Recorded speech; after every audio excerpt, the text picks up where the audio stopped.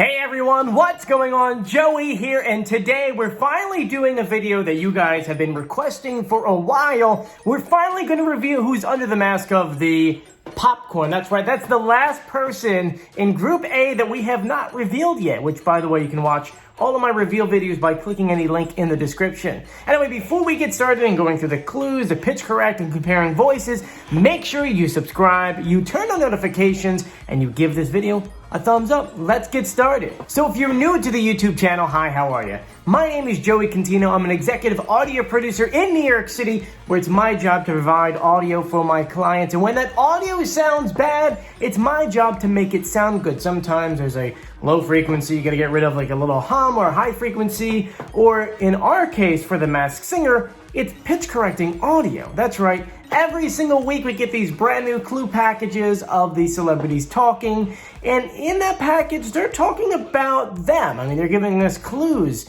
But Fox is smart. They realize that people would recognize their real voices, so they take that audio, they speed it up, they pitch it up, and that way you have no idea who it is. They also do that when they are talking to the judges. Let's say after they perform, they're standing there with Nick, and Nick will probably ask them something like, hey, why did you choose this costume? When they speak, that audio is also sped up and pitched up.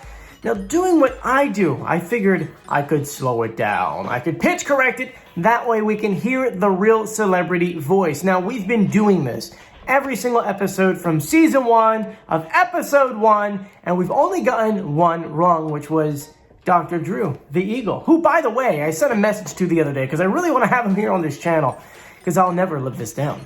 So anyway, we're going to go through the clues, the pitch correct audio, and what we know so far for the popcorn. Now, the clues for the popcorn start from the preseason tease. I mean, her clues really didn't mean much to me, but let's dive into them. And if you're like me, you have them all typed up, ready to go, because what else do you do while you're watching the show? That's what I'm doing. I'm working while we're watching. So, starting off with the clues. The first one was, my voice is like butter. So someone who has a smooth voice. She calls her performance 3D, dynamic, delightful, and diva-licious. After that, we have clues from episode 1. We see a lot of visual things. We see a sign that says Snacks in the City, playing off of Sex in the City, which is based in New York City. We see a tiger, a goldfish with hoops. We see a starfish, a sign that says Welcome to the Hood. We see some meatloaf, a snake, an apple with a bite taken out of it. We see a billboard on the bus that kind of, I would say, reminds us of Broadway signs. After that, she said you can call her Miss Popcorn if you're tasty. She said even though she built her career around love, she was not soft. She mentioned being a hustler, working long nights, running from one job to another. There was a Butter Homes and Gardens magazine with a cover with her on it with the king. And then she mentioned jet setting with royalty. And that was right by a proud merry-go-round. Those are the clues from episode 1. Next time we saw her was episode 3.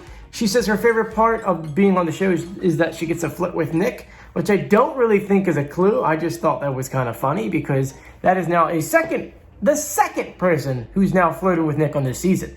Because we had the Lips, who wound up being Wendy, flirting with Nick, and now we have her. So does she know Nick? Great question, right? She goes on to say that she wasn't always a healthy treat. We see her in a hospital bed, hooked up to a heart monitor. For some reason, the lightning strikes and you can kind of, it looks like she's behind bars almost. She says, when I was a tiny colonel, she suffered from a bizarre condition. She couldn't eat or sleep, and she developed a severe anxiety, and she felt like she was in an emotional prison. Until I dug deep into my popcorn, and then she found her voice. Some visual clues that we saw was 4 cats, a series of candles that spelled out 16, a hair crimper, a Rubik's Cube, and then a rainbow flag. The only other clues we have is that the drone kind of came by with a planet on it.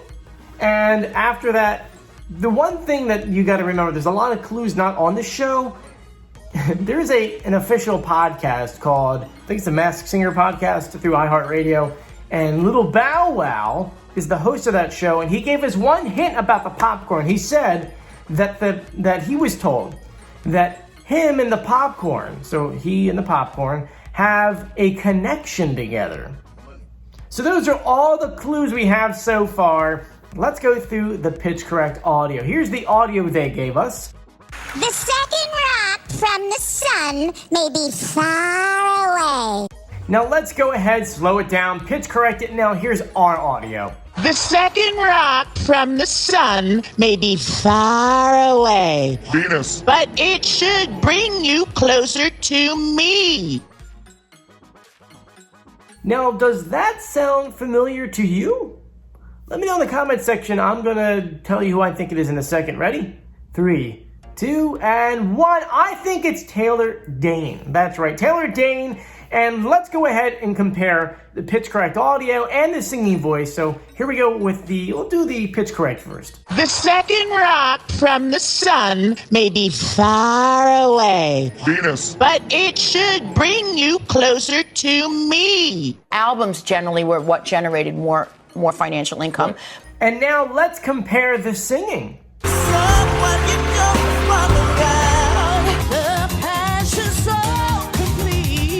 Let's go ahead and answer these clues to match it up to be Taylor. Starting off with the preseason clues, I really don't think any of these are actually clues. Talking about her 3D, I don't really see that as anything except for we do know that she was a singer, an actor, and a songwriter.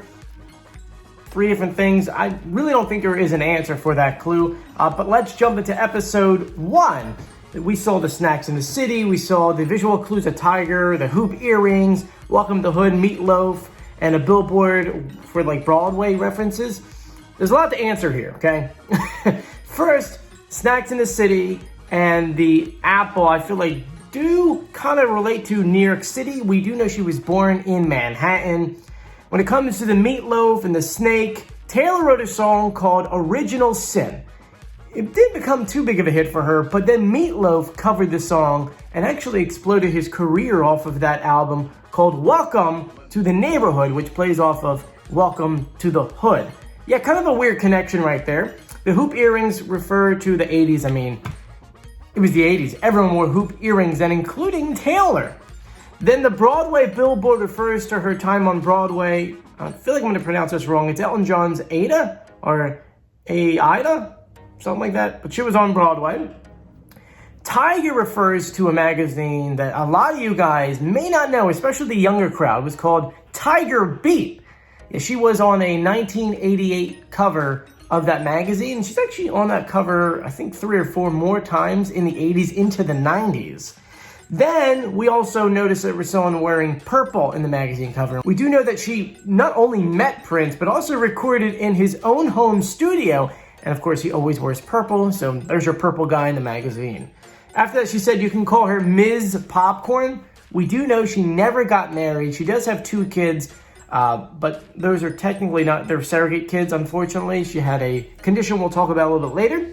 She said she built a career around love, but she was not soft. She's got so many songs about love. I mean, the biggest hits were Tell It to My Heart, which, tell it to my heart, and Love Will Lead You Back. After that, she mentioned about being a hustler. Well, she worked in New York City, and she would go from nightclub to nightclub singing. So she was hustling all night long. She mentioned jet setting with royalty, and there was a proud merry-go-round.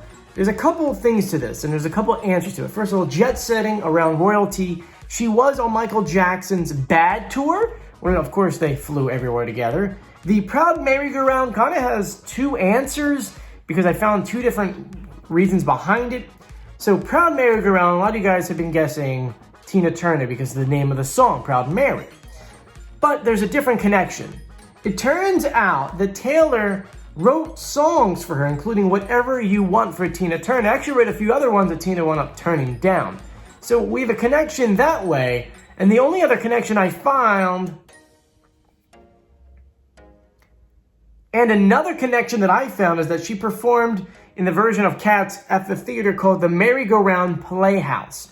So they both kind of fit there. After that, we're into episode 3. A lot of clues in here. We're going to kind of skip into some of these just because I don't want to reread the whole thing ever again. When she talked about healthy treat and being in the hospital, she went through a lot of anxiety. She had a bizarre condition. There's a lot that goes into this. In her recent memoir, she talked about overcoming physical and mental health issues as a child. And I feel that if I'm going to pronounce this wrong, I do apologize. At age 5, she had a surgery. It was called urethral reimplantation. Yeah, she had that done at age 5, which is obviously something that's going to scar you, which is why she can't really have kids, and that's why she had a surrogate have her 2 children. Later in life, she was diagnosed with agoraphobia, which is an extreme fear of crowded spaces, which is weird because as a singer, I mean, it's crowds everywhere. So if you have that, your career is kind of over, but she did luckily get over that fear with a lot of therapy. After that, we see cats, we see candles that spell at 16, we see a lightning bolt, a hair crimper, Rubik's Cube, and a rainbow flag. For the Cats, she was in an off-Broadway version of Cats at the Merry-Go-Round Playhouse, like the other clue before. There was a ton of 80s references. The Rubik's Cube, 16 Candles, which is a movie from the 80s. It was at 84 or 88, something like that. And then, the hair crimper. That was the thing to do in the 80s. I bet your parents, or kids watching, I bet your parents may have had hair like that. When it came to the rainbow flag, she performed in the 2010 Gay Games. She performed the song Facing a Miracle. After that, only a few more clues left. We saw a planet on a drone. She does have a song called Planet Love. And to answer the Bow Wow connection, it turns out that back in 2006, they both performed at the LA Pride Festival. So those are all of your clues. There is one more thing I want to add. As you know, we have that master list of clues that Nick gives us every single year, and Taylor really knocks a lot of these off. She had 75 million album sales. Her first 2 albums, Tell It to My Heart and Can't Fight Fate, went double platinum, and she has 2 Grammy nominations. Now, do you agree with me? Do you disagree with me? Let me know in the comment section. I think we got this one down. Once again, if you want to watch any of the other reveal videos, I'll have links to them below. And thank you guys so much for joining me. I do have one more thing I want to add in. We have our Masked Singer pins for sale. So if you want to get one, I think they're only $6 plus shipping. So you can get one by clicking the link below. It says, I knew it because, Nick always knows it. Anyway, I'm Joey. I'll see you guys later. Bye.